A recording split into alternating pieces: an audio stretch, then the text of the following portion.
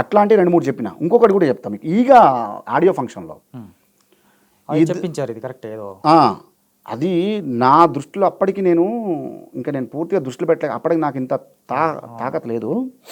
ఒక్క కథ చెప్పించారు అక్కడ, చెప్పించారు. దాన్ని ఎంత వల్గారిటీ చూపించారంటే అంటే సంసారానికి పనికిరానోళ్ళు మాట్లాడే భాష ఏదైతే ఉంటుందో, లేకపోతే వాళ్ళ వేషధారణలు ఏదైతే ఉంటాయో అట్లా వేషధారణలు కట్టుకొని గట్లగా అరే గిట్లనే నాన్ సెన్స్. కాకపోతే ఏంటిది అది, ఒగ్గు పూజారి అంటే ఒగ్గు కళాకారుడు కథ చెప్తుంటే ఒగ్గు కళాకారుడు ఏడిస్తే జనమంతా ఏడుస్తారు, ఒగ్గు పూజారి నవ్వితే జనమంతా నవ్వుతారు.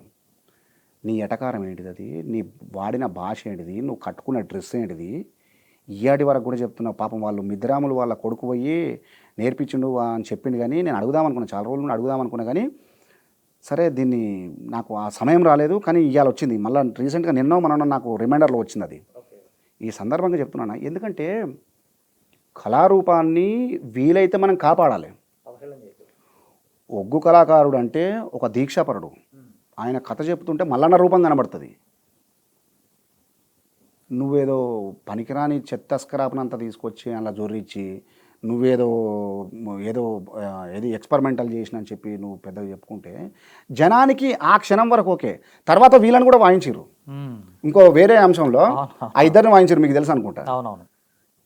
కాబట్టి ఎప్పుడు కానీ నా పర్సనల్ ఒపీనియన్ ఏంటంటే, ప్రకృతితోటి మొదలు పెడితే ప్రకృతి నుండి ఉద్భవించిన ఏవైనా కావచ్చు, కళలే కావచ్చు, ఇంకేదైనా కావచ్చు, నువ్వు సృష్టించింది కానప్పుడు విధ్వంసం చేసేటువంటి హక్కు నీకు లేదంట. ఎగ్జాక్ట్లీ. ఇక్కడ విషాదం ఏంటంటే, ఇప్పుడు మీరు చెప్పినట్టు ఈక ఫంక్షన్లో చేసిన వాళ్ళైనా కావచ్చు, ఓదల సినిమా తీసిన వాళ్ళు కూడా వీళ్ళంతా తెలంగాణకు చెందిన వాళ్ళే. సార్ బయట వాళ్ళు అనుకుంటే వీళ్ళకి అవగాహన లేదని కూడా అనుకోవచ్చు మనం. దీని వాల్యూ తెలుసు, వాళ్ళకి తెలిసినప్పటికీ కూడా అలా చేయడం అనేది కొంత ఇది దౌర్భాగ్య పరిస్థితులు ఇవన్నీ.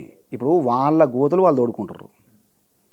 ఎటు పోదన్నా కళారూపం ఎక్కడ పోదు, నువ్వెక్కడ పోవు, నేను ఎక్కడ పోను, మనం చాలా చూస్తాం. ఇంకా చిన్న చిన్న మార్పులు జరుగుతాయేమో తప్ప. ఇప్పుడు నేనున్నా, ఫర్ ఎగ్జాంపుల్ మా తాత ధోతి కట్టుకుని కథ చెప్పిండు, నేను కూడా ధోతే కడతాను. కానీ నేను అడ్వాన్స్డ్ కల్చర్కి వచ్చిన, నేను ఈ కాలానికి ఎట్లుండాలో అట్లుంటున్నా. నేను పాయింట్ వేస్తే వాళ్ళు చూడరన్నా నన్ను. అంతే కదా. అంటే నన్ను అనేది ఒక రేంజ్లో ఊహించుకుంటున్నారు ప్రజలు.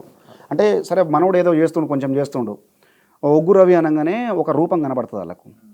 ఆ రూపాన్ని నేను కట్ చేసుకోలేను. ఇప్పుడు ప్రజలతోటి నేను మమేకమై ఉండాలి తప్ప ప్రజలు ఏ విధంగా నన్ను చూడాలనుకుంటున్నారో అది నేను అట్లనే కనబడాలి. వాళ్ళకు ఏం కావాలనుకుంటున్నారో అది నేను ఇవ్వగలగాలి, లేకపోతే డిస్కనెక్ట్ అవుతా వాళ్ళతోటి.